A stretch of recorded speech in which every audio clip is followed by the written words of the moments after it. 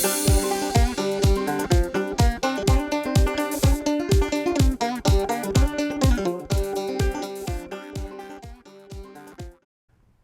Dirt Farmer Jay here from dirtfarmerjay.com.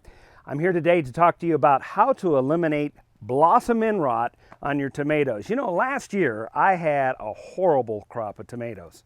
It wasn't the tomatoes' fault, it was my fault. And I'm going to tell you exactly what I did through research and learning how to do things a little bit differently to eliminate blossom end rot and how to get more tomatoes. As you can see right here, we have a great crop of tomatoes going here.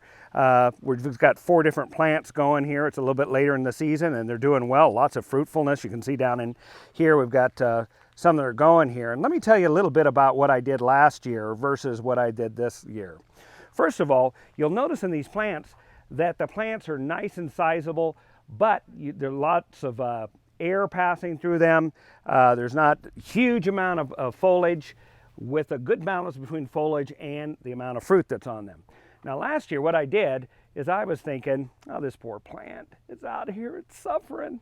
It needs to be able to eat. So I gave it lots of fertilizer. Well, you can guess what happens. Tomatoes are very efficient users of nitrogen.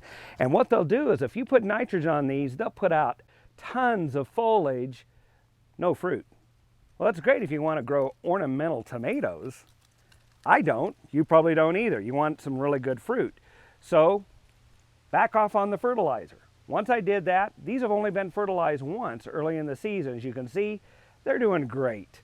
All right, second thing I did last year. We live in the Mountain West of the United States. You can see it's in the middle of summer right now. It's pretty warm out here right now.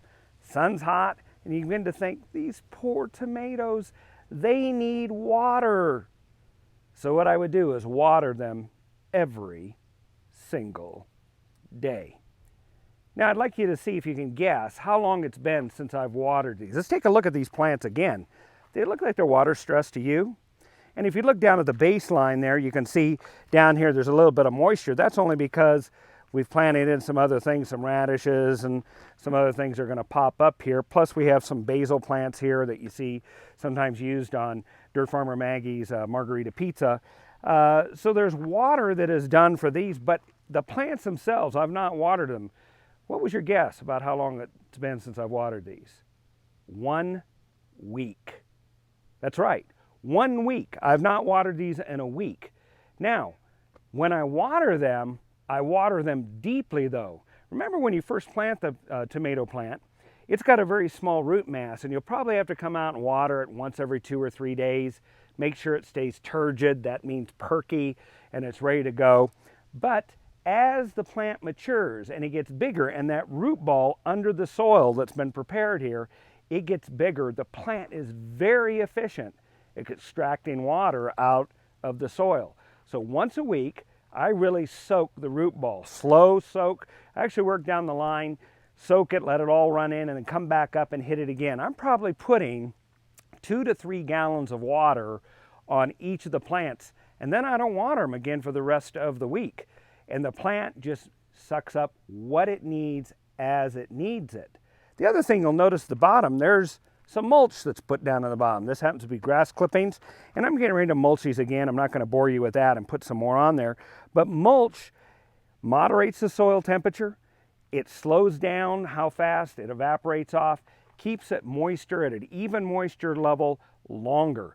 So I am a heavy user of mulch throughout all of the things I do for plants, for any of the square foot gardening, any of the shrubs that we put in our beds, all get mulch on an ongoing basis. Now, how to eliminate blossom end rot. I've actually just told you, and that is slow down the watering. Blossom end rot is not actually a fungal or bacterial disease. It's a calcium deficiency.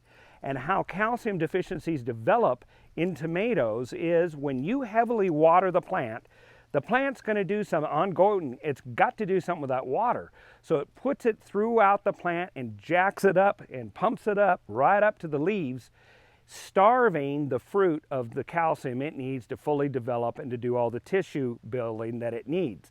And once that happens, then you get a collapse on the end of the tomato, a canker that forms the blossom end rot. If you water such as the way I've just described, deeply but infrequently, the tomato plant will do fine right through the scorching weather. We've had several 100-degree plus days, and all during that time, I've watered them 1 week or a little bit more. One day I stretched to 8 days, and the plants did just fine. No wilt, no die-off. And as you can see, let's look down here.